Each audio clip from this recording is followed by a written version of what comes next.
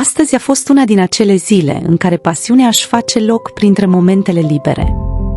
Așa că am ales să transform ceva obișnuit în ceva cu adevărat special.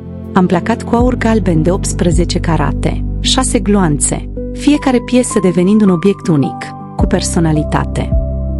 La Tomaio, ne place să dăm o nouă viață obiectelor și să le transformăm în accesorii cu stil. Fie că vorbim despre bijuterii personalizate sau piese atipice, fiecare lucrare este realizată cu atenție la detalii, precizie și pasiune pentru frumos. Placarea cu aur de 18 carate oferă nu doar un aspect elegant și rafinat, ci și durabilitate în timp, transformând aceste piese într-un simbol al originalității și al curajului de a ieși din tipare.